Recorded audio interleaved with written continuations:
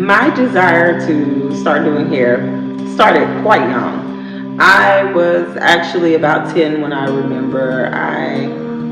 Even maybe a little younger than that. I remember having my Barbie dolls and stuff like that.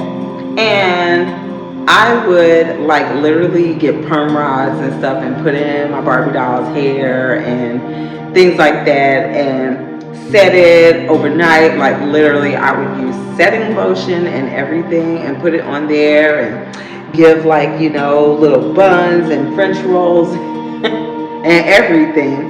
So I remember being about 10, telling my friends, I am going to become a hairstylist. I'm going to grow up. I'm going to move to Atlanta. I'm going to open a salon. All of those things I used to say, and I remember being around 10, and my friends would be like, okay, Rhonda, because I said it so much, like over and over again, and like beg everybody to let me do their hair.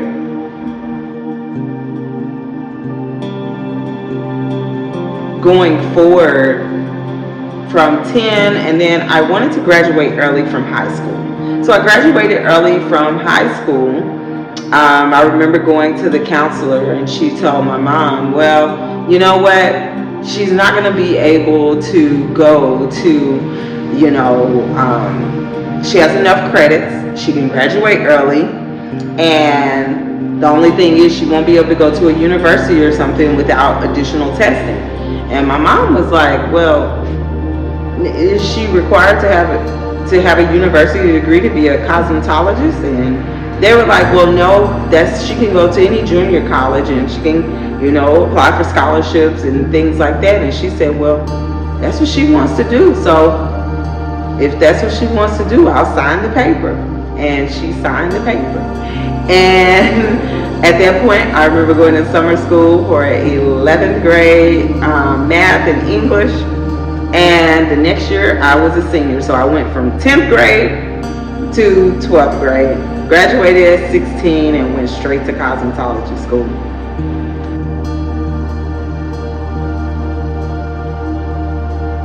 So when I started doing hair, I wanted to do everything.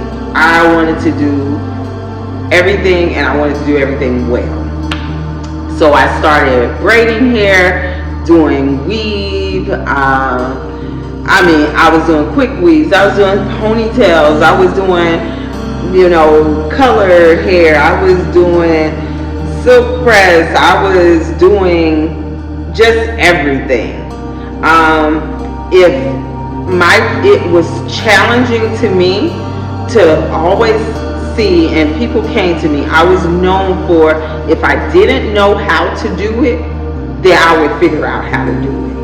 And so that was one of the things that was like really exciting to me, is that I would figure out. But I also had to learn down the line that, you can't do 12-hour micro braids and a haircut at the same time. You can't do 12-hour micro braids and highlights at the same time.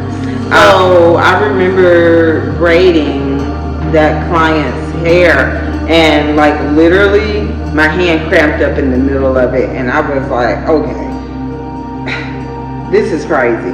I probably at that point had only been doing hair like 3 or 4 years, and I was like, okay, I've only been doing hair 3 or 4 years. If I want to continue doing hair, I was like, I gotta like chill on the braids. And so I decided to, you know, stop doing braids. I still did some weaves and things like that. And I would say probably about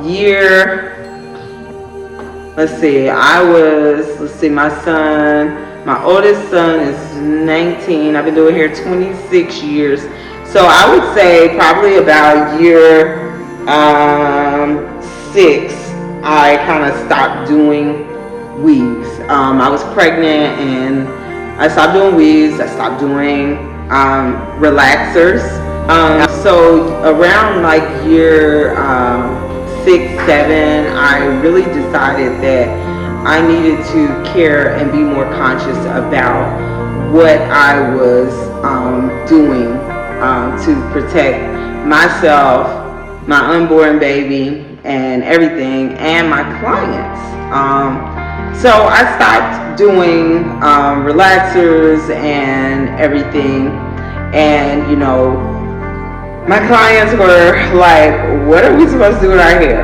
Well, at that point, I had started using the flat iron and a lot, and I was like, I can flat iron your hair. You don't need a relaxer. And so there, I began to do relaxers. I mean, I stopped doing relaxers and I started doing silk press. And I became known for my silk press service, because at that point, my clients were coming to me like every week, every 2 weeks, getting their hair done, and their hair would last. And it was bouncing and behaving and moving. I started using cleaner products and, you know, really started researching and really digging into what, you know, like basically what makes the product tick, what makes it do what it does. And so my clients were coming in, and I was always like literally looking for better products, always. And so when I would do their hair, they would come in and they would be like, when I had something new, they would be like, oh, is that something new? Ooh, I know my hair. And they knew if I got something new, it was not going to be something they hate. It was going to be something they love. Now, true story, I used a lot of non-traditional black women hair care products. And when I did that, a lot of my clients were kind of like, you know, like, oh, she's using like, you know, white women's products, white people's products in my hair and things like that. Me, I'm a multicultural hairstylist, so I'm like, I'm using clean hair care products in your hair. I'm using high quality products in your hair. So I would always correct it, because I always felt like if the product did what it was supposed to in nourishing and hydrating the hair, then we had a winner. Giving the hair natural shine, sheen, all of that. So then flash forward more, you know, a little bit more down the line, when I was pregnant with my second son. At that point, I began to, and that was in 2010, so that was about 4 years later. 2010, graduated from cosmetology in 99, so what is that, 11 years? No, 99, yeah, 11 years. So about 11 years into my career, I started looking more into my color line. I started looking into colors that I could use that weren't as, you know, strong and toxic. Because then I was like, wow, wait a minute. I stopped doing relaxers, but then what's the color doing? Is it drying the client's hair out? Is it also, you know, seeping toxins into their skin, their scalp, and things? And so I said, we're gonna like go deeper, and I'm going to start researching. And that's what I started doing. I remember I was using Mirage, let's see, Kiman. At one point, I remember using, let's see, was it J. Beverly Hills, Fremisi. Fremisi had very low ammonia, like one of the lowest in the industry, ammonia content. And it was Italian hair color, so I was like really deep into Italian hair color and things like that. And like I said, and let's see, Yo Color. So started there and just continued that journey of getting better things for my clients' hair. Product wise, I started going down the line. I was using things like Numa and Kevin Murphy and things like that. As my career continued to elevate, I elevated my game as far as perfecting my skill. And one of the things I realized was that I wanted to really do healthy hair. I wanted to make sure that my client's hair was extremely healthy. I wanted to make sure that it was long, it was growing, it was thriving, whatever the client wanted. To the point that I had become so known for doing that I even had a client that had got married to a celebrity. So and with that, I ended up being asked to do the wedding in Aruba, which was amazing. That I was asked to do the bride and the bridal party for this celebrity wedding in Aruba. And after that, her husband said, "Wow, your hair doesn't even look like it was. Like, what happened? Like, at the wedding and, for the events, your hair looks so good. And, like, now we're back in Miami and, like, what's going on with your hair?" And she was like, "Rhonda did my hair in Aruba." And he was like, "Yeah, but why doesn't it look like that anymore? Like, why doesn't it look like that when you go and, get this person to do it?" And she was like, "Because they're not Rhonda." And, so she called me and she was like telling me this story. And I'm like, "Oh man, that's so cool, da da da." And then what came next, I was like, "What?"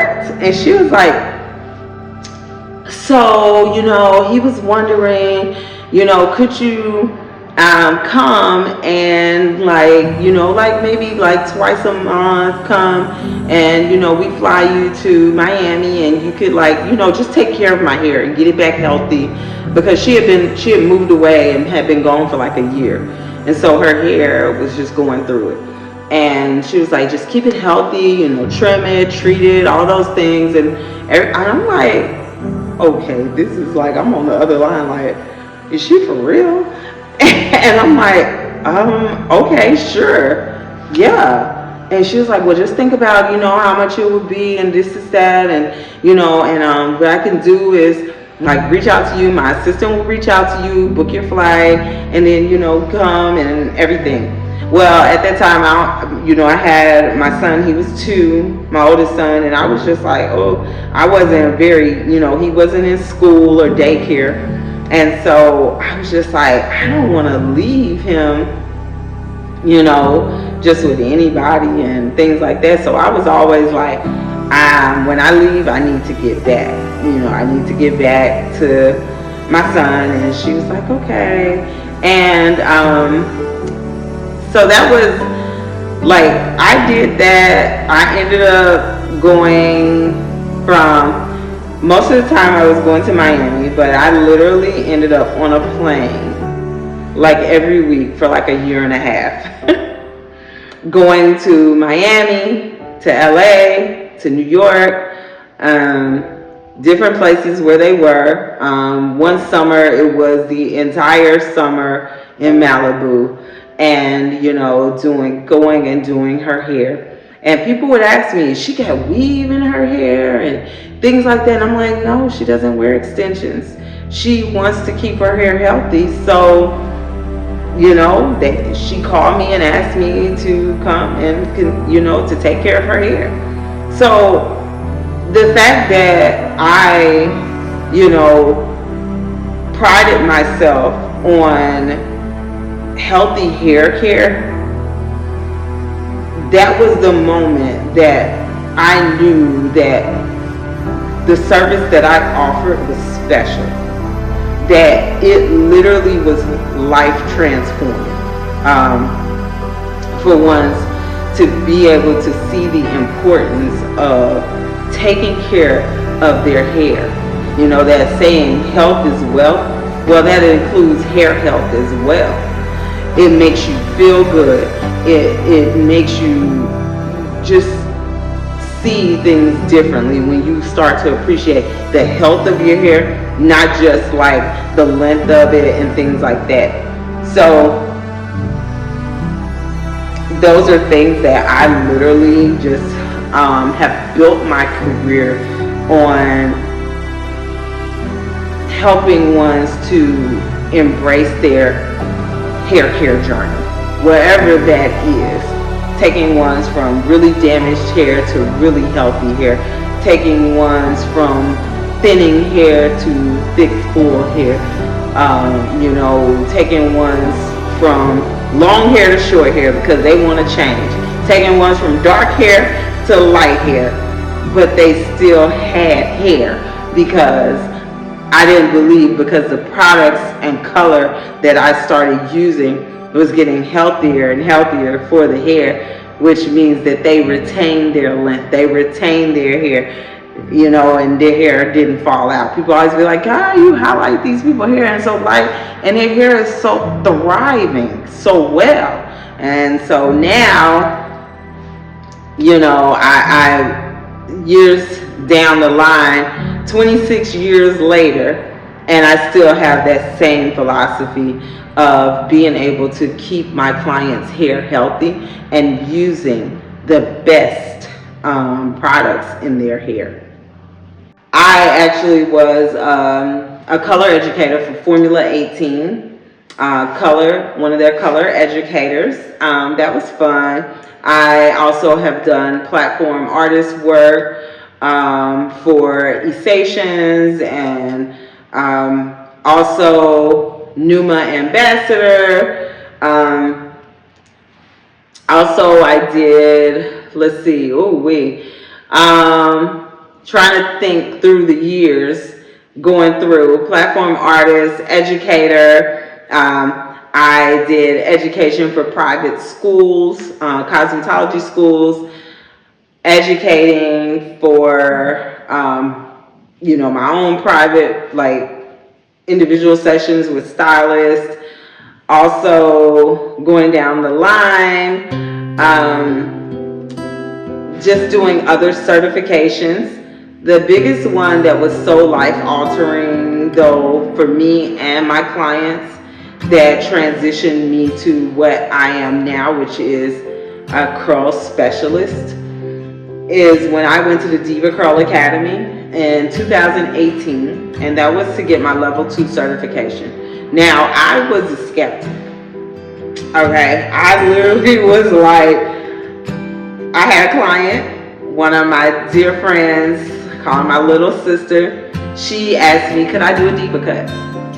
And I was like, what's a diva cut? And she's like, oh, it's a curly cut, da da da. And I was like, girl, that's a scam. I was like, I've been cutting curly hair. I'm like, my mama got curly hair. I was like, I've been cutting curly hair since I was a little girl. I'm like, that is like a scam. You were going to pay all that money to get a curly cut? And I gave her what we still laugh about to this day. First of all, it looked like she had a jerry curl at the end of it. But I gave her this curly cut. Oh goodness. And I was like, we look back at it, and it's different. When I went to the Diva Curl Academy, you know how they say, you might got egg on your face? That was me. I had egg on my face. I literally went to the Diva Curl Academy as a skeptic. I went to prove a point. But I was like, hey, you know what? People want this person to have a certification. I'll go get a certification. And, you know, I'll have it, and then I'll be like, oh, I can do the cuts. When I got there, the first day, we were, you know, playing around and doing stuff, and learn different things in the classroom about the angles and how the hair behaves and everything. And we got to doing where I was doing the cut on the mannequin head, and I'm sitting there like, okay, what am I even doing? Following the steps, following the pattern, but I could not see it until when I started getting to the end, and I was like, no way. Literally, you saw the shape start to happen before your eyes. I had never cut curls dry. I had never ever cut hair that way in my life, because you were always taught to cut textured hair wet. I was always taught wet, or flatten it out or blow dry it out straight and then cut it. You were never taught like, oh, cut this hair in its naturally curly state. That was like, woo, for me. And so, did it. The academy was 3 days. The third day we had live clients. Y'all, when I tell you that client started crying when I got finished with her hair, that was the moment in 2018. That was the moment in which I was like, wow. Because she was like, my hair looks so good. She was like, my hair has never looked this good before. And it was amazing, because I said, wow, if this is what I'm about to embark on in this time in my career, I'm here for it. I am here for it, because that was like so amazing to me. To not just, change her hair, but to change her life. And to be a part of that was, that's very humbling.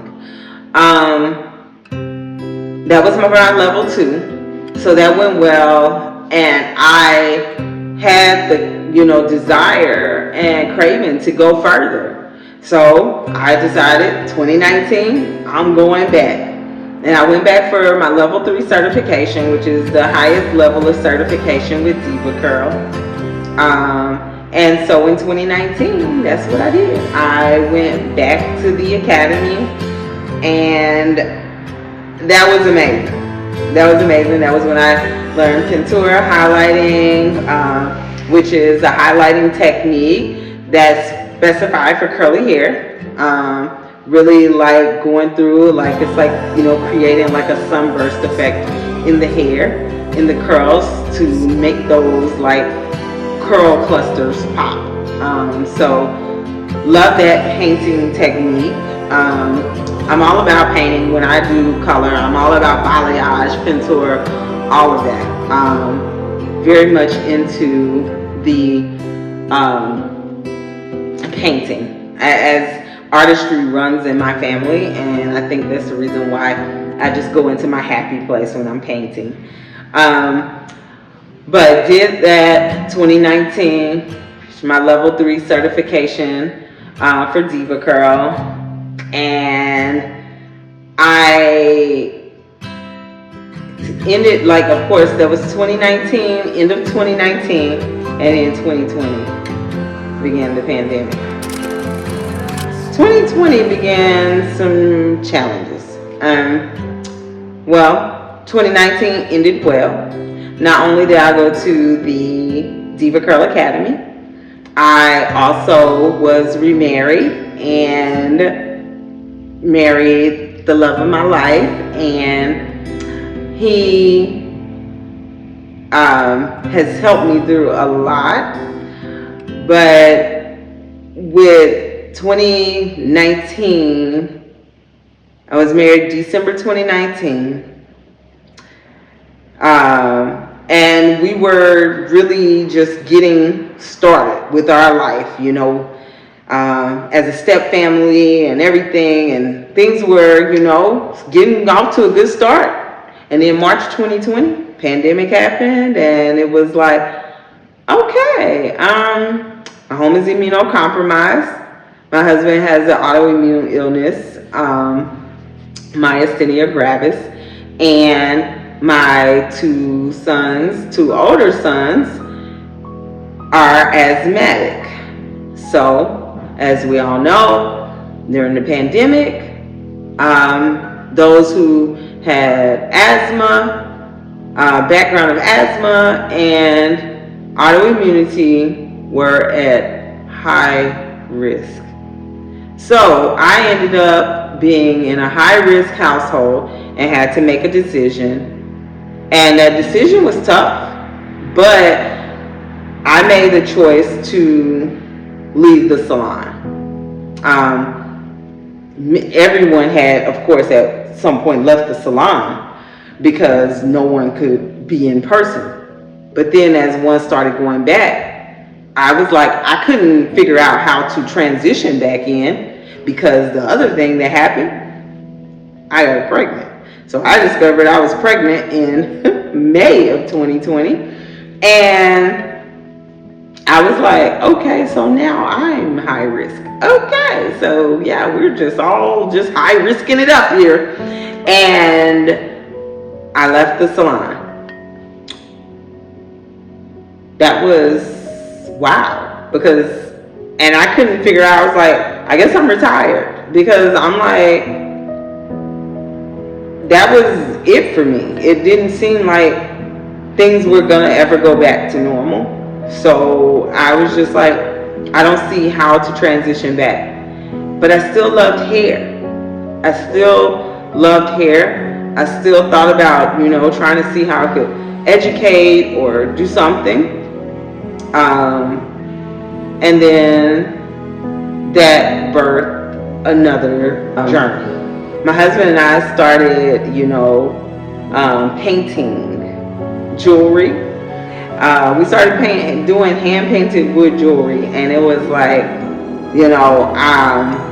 because I was like, okay, we're doing this, we got to figure something out. We have to, figure out, because I was like, if I'm not going back to the salon, what am I going to do?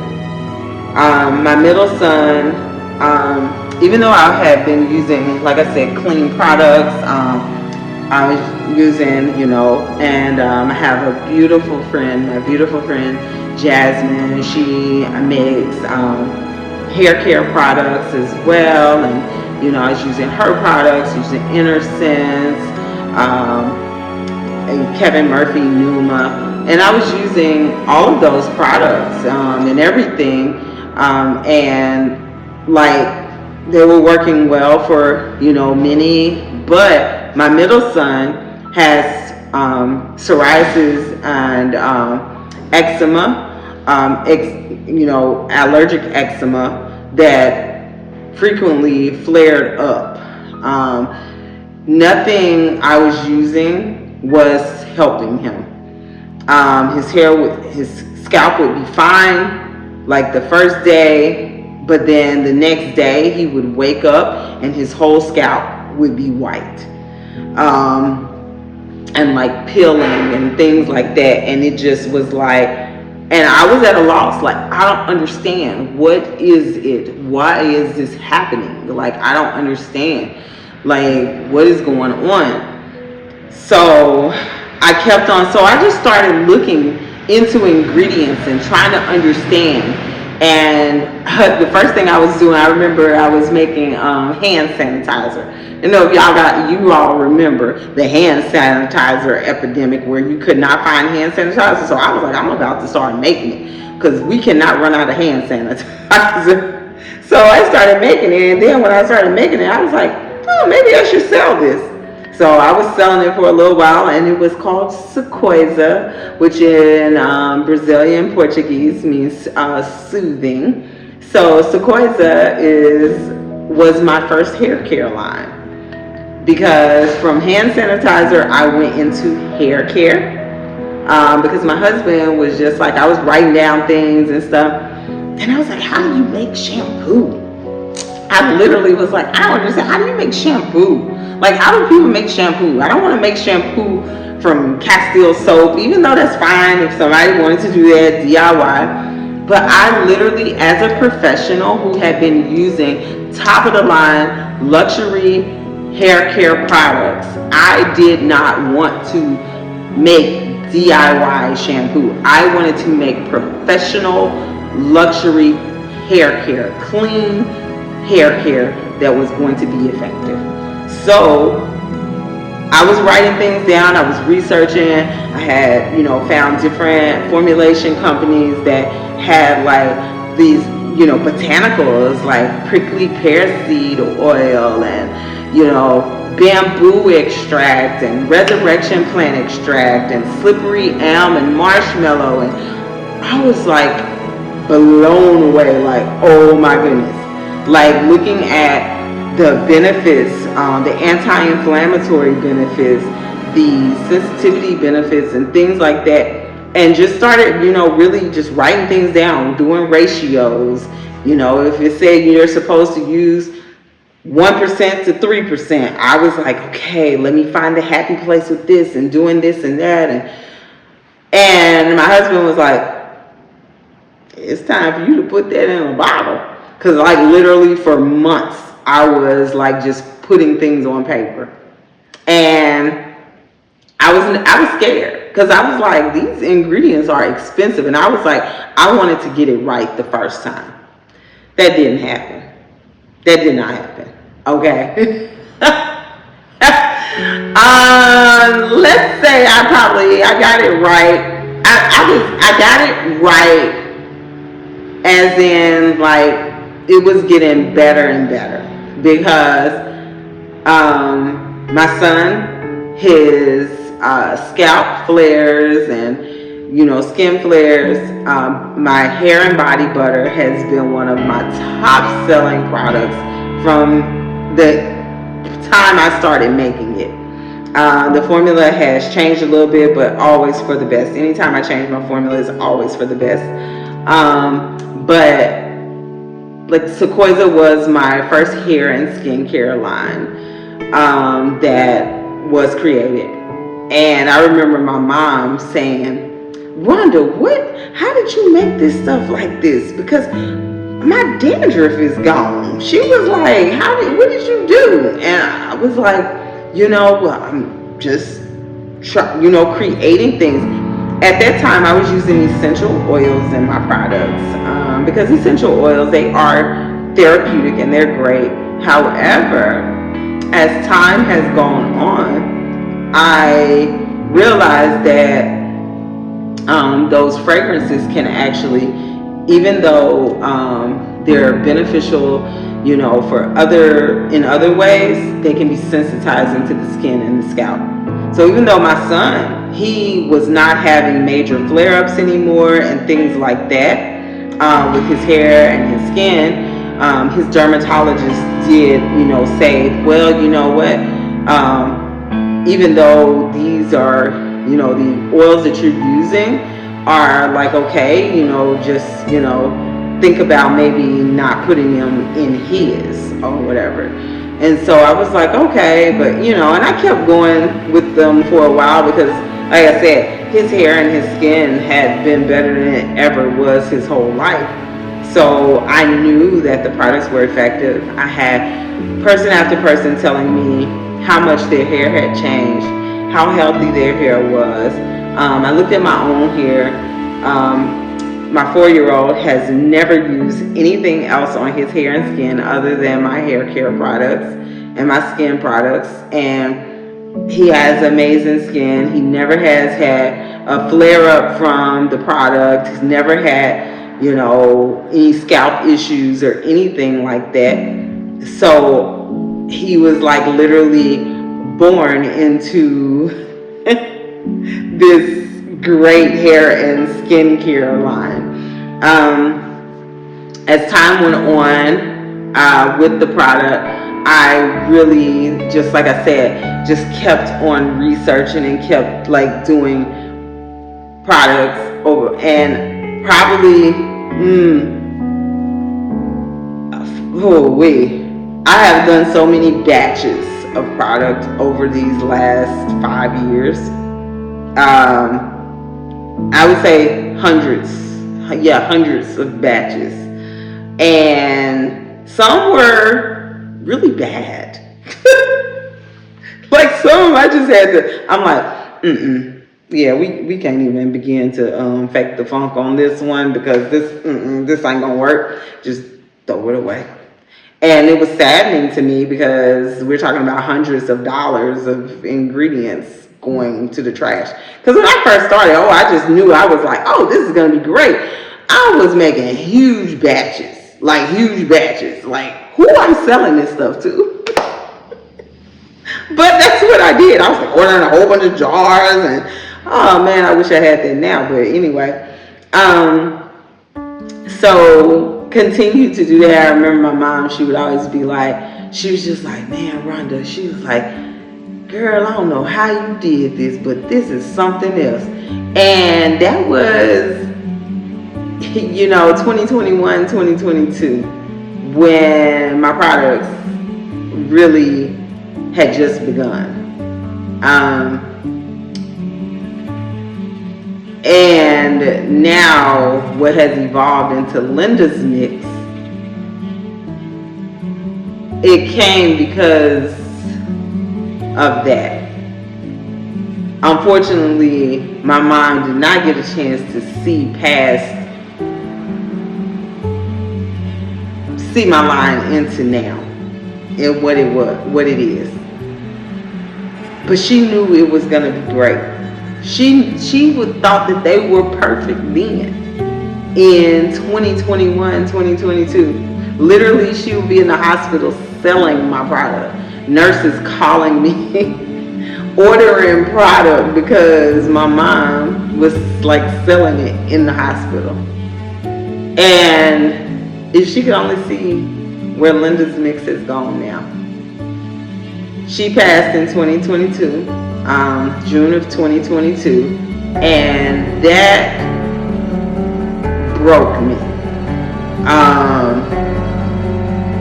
And I lost my, kind of for a little bit, making the products and everything. I was making them, but I had no passion in it. I had no, things just kind of dropped off. And I remember tinkering with some other products in between, and my son started having the flare-ups again, and I was like, okay, we gotta go back to the drawing board, because this is not gonna work. And I remember that at that point it was Rhondiva's Beauty Bar. When I decided to come back and start over making, I wanted to start fresh. It was Rhondiva's Beauty Bar. That was in that was in 2023, and I started doing that, and things were getting better, and people were loving the product still, new people finding the product. And then 2024 came, and I made some discoveries, my shampoo used to always, it was something that I was like, it would always separate. Okay, I'm like, why is it separating? I don't understand this. Why can't it just stay together? What is going on? And I'm like, I know it's natural, I know it's clean product, but I'm using emulsifiers, and I'm using, the right proper emulsions and everything like that, and and couldn't figure it out. Well, after doing some research and understanding what I was doing wrong, I was like, oh my goodness, this is what I've been doing wrong this whole time. Okay, so then I was like, this line is ready. The revision was ready, and it was complete. At that point, I thought about my mom, and I said, what am I going to call it? I couldn't think of what I wanted to call it, but I knew I wanted to rebrand. My mom, her favorite print was zebra print. Every bedroom and bathroom of my whole life that my mom had was zebra print. And so when I see zebra print, it makes me think about my mom. And so when I rebranded, I thought about it. I said, what can it be called? And I said, Linda's Mixx. Linda's Mixx. Because this mix that I had done not only was for every hair kind, every curl kind, every race, every face. It was for everyone. And the fact that my product could be used in everyone's hair, it was a mix of people's hair, but this was also the final mix or formulation. So you got MIXX, two X's standing for the two types of mix that Linda's Mixx is.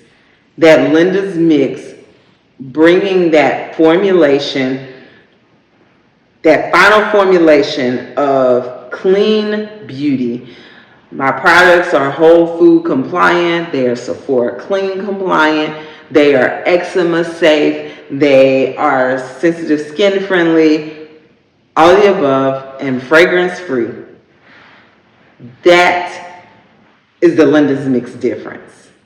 And that is the part that I wanted to really stand out. And it was like Linda's Mixx, it was complete. So when you see the zebra print on the packaging and everything like that, and if my mom wore anything with her zebra print, she was going to have a little streak of red in there. She was going to have some red in there. She loved red with zebra. And so that's what the design that you see for Linda's Mixx, that's what it represents. It represents my mom. It honors my mom in so many ways because I always hear her. The reason why I kept going was because she always would be like, well, Rhonda, I know you can't give up. You know, you just gonna give up. She's like, if anybody can do it, you can do it. You know, you can't just give up. And I thought about that many times, like, okay, Rhonda, you can't just give up. Like, you know, keep going. And so that's what I did. And I'm glad I did. It was crazy. I went back to the salon in 2023. Like I said, my mom, she died in 2022. And I remember she used to be telling me, she's like, you are not retired. You're just tired. And I was like, you're going to see. And she said, no, you going to see. Because there are too many people that still need you. You are not retired. She was like, you just tired, Rhonda. You just need to take a break. You just tired. And I was like, Mom, I'm not going back to the salon. And my oldest son had expressed interest in, you know, doing hair. And we had our jewelry studio. I said that was what carried us through. The jewelry studio.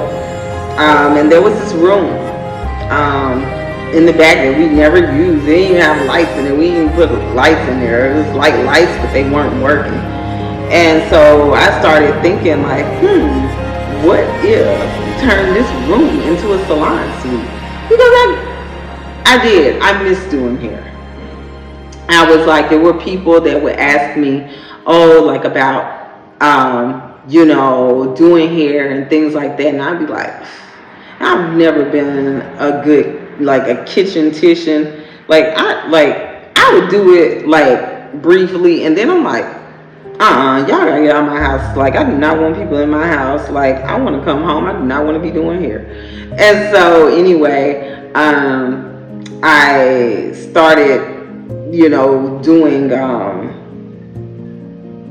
I started, you know, feeling that again, where I was like, oh, I don't want to do hair at home. I don't want to be committed to doing it all the time, but I want to do something. So I asked the landlord about opening and, turning it into a salon suite. And he, was like, yeah, you could do that. Excuse me. They did tell me that, of course, like, okay, that expense is going to be on you, though, turning it into a salon suite. And I was like, okay. So my husband and I, he got busy. His brain got to working. And we got busy working. Got the boys involved with, helping out with doing some things and just getting set up. And it was scary because I hadn't been in the salon like since early 2020. And I was like, okay. Like I remember telling my sister, I was like, what if I don't even remember how to do hair? She started laughing like, she was like, are you kidding with me? I was like, what if I don't even remember how to do hair? Like, I literally was nervous. Like, I'm like, what if I am not as good as I used to be? Like, people have moved on.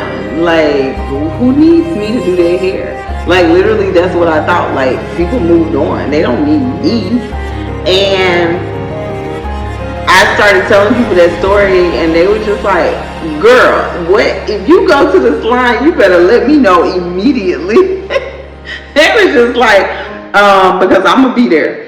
So anyway, we had moved to South Georgia in 2022 as well, 4 hours away from my entire career that I had and, clientele and everything. So that was the other thing that was like, okay, you about to like do hair in like a whole nother area, in a rural area.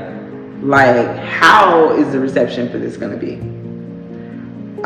So opened up and didn't really advertise because I wasn't even sure if I even wanted to do it. So like pretty much the salon was there for if someone said, can you do my hair? Then I'd be like, okay, then I make their appointment. And word started getting around that I was doing hair. Word started getting around. People started Googling and finding me. And, I was really happy. And the more I, did it, I then also started going back to Atlanta once a month to do my old clients' hair. That really was, I think, the point that things started to change. Because I was doing a few people here and there that were here. But when I went back to Atlanta, those pop-ups have been booked every time I go because the clients were lining up to get in my chair. And that was when I realized, okay, you knew you had a gift, but you forgot that you had a gift. And I forgot what it felt like to make others feel so good about themselves. And that really was just so touching to me, because these women literally had moved on. And as soon as I said I was like back, they were like, okay, I'm back too. And sat in my chair, getting their hair back in order has been one of the greatest privileges for me. To be able to see their hair thrive, to be able to see them, to be able to connect with them again.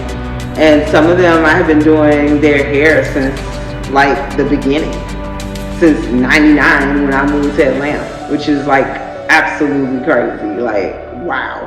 And doing their hair that long and them still trusting me with their hair and the journey, that's, in a lot of places it's unheard of. You don't, people flip around hairstylist to hairstylist, but these clients have been with me forever, and it's getting more and more aware. So Atlanta really, my OG clients,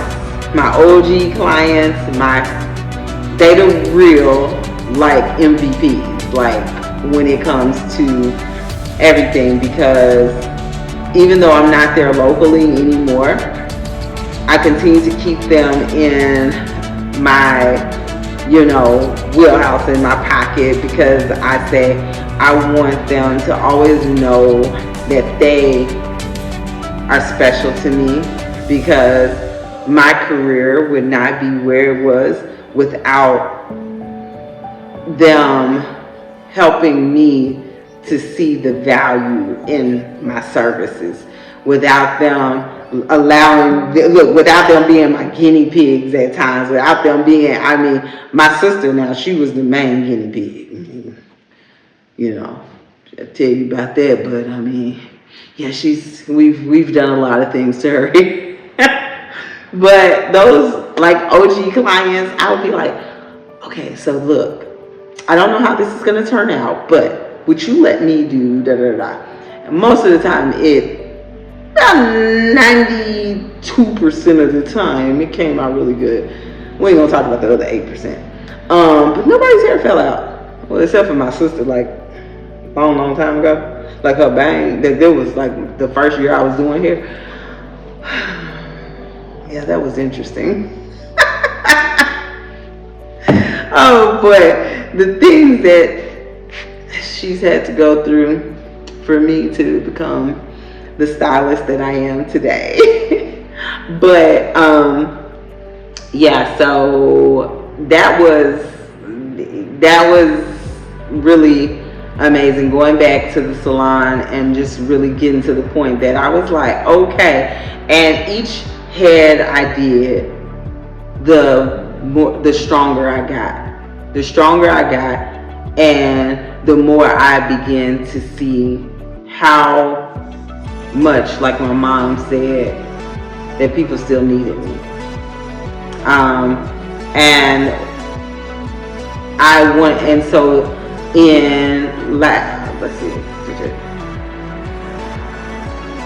this year, beginning of 2025, I became an educator, a color educator for Inner Sense Organic Beauty, their Inner Sense Color Purity, and so I'm one of their regional educators, and so that's like really meaningful to me.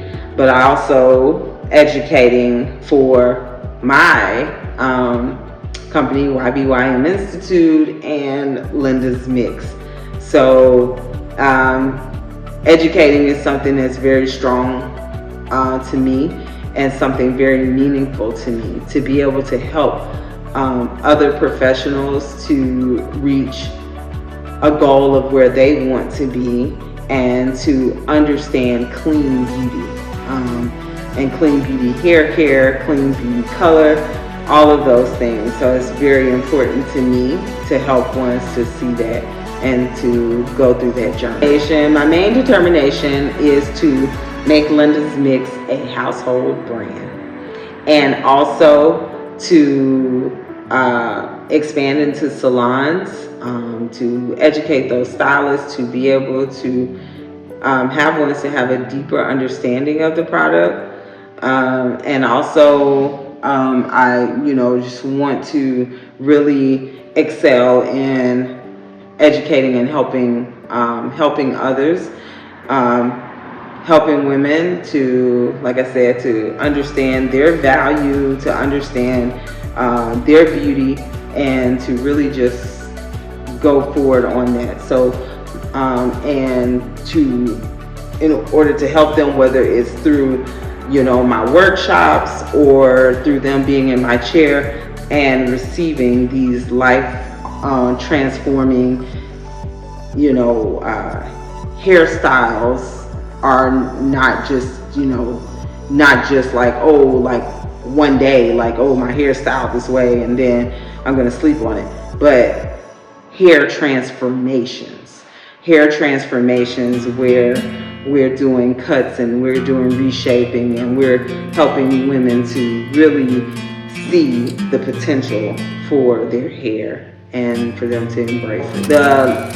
My current location, my permanent location, my home location is in Quitman, Georgia. So that's Rhondiva Salon in Quitman, Georgia. And that is my home base now. And I, every 8 weeks now, still go to Woodstock. I am in Woodstock every 8 weeks doing pop-ups for my Atlantic home. Yeah, my message is to don't give up. And sometimes when you experience burnout, evaluate why you are. Sometimes it does take you to step away to understand what you need to do or what you needed, what you need to do for you to feel good about being in the salon, like to see your purpose. Sometimes you have to step outside of the situation and look in to see, because sometimes when you're right in it and you're just going and you don't take the time to sit back and analyze, but you're like really not feeling it. When you get to the point that you're just like doing hair by rote and you're not like enjoying it and things like that, understand that it may be something deeper. It may be something deeper. As hairstylists, a lot of times we work ourselves like literally to the grave, to the bone, and we don't charge our value. We don't take care of ourselves and things like that. And that's one of those things that I realized that when I stopped doing hair, that those were things that I was not doing. And it's still a struggle, but when you find out what it is that's causing you to have that burnout, causing you not to like doing hair, change that. Don't be so quick to just say, I don't want to do hair, or I'm done with hair, because I've done that a couple of times in my career. And here I am again doing hair. And this time understanding that I had to make changes, and those changes had to be understood that they're business changes in order for me to continue to enjoy doing what I do. So I would just, tell a hairstylist, really be true to your value, be true to yourself, and sometimes, step back and smell the roses so that you can really hone in on what you enjoy doing and what you don't. If you do not enjoy doing a service, stop doing it. Like, for real. Don't just do it because you're getting paid. Do it because you love to do it. If you don't like doing it, don't do it. Like, literally take it off of your service menu and stop doing it. Because otherwise you experience that burnout. You just experience the burnout, and then you're like, I don't want to do hair. No, you did not want to do that type of hair. So, hey, do the type of hair you want to do. Do the type of hair services that you enjoy doing, and keep it there. Don't just have this big menu just because it's like, oh, I want to be inclusive to all these different hairstyles. But if you don't like doing them, don't do them. That's it. One thing that I've learned through all of this is that when you have something that you want to do, don't look at it and think, this is too big for me. This isn't this is not something that I can do, because we literally have been shown that we can do these things. And so, my thing is like my mom say, don't give up. Don't give up. Keep going. Keep going.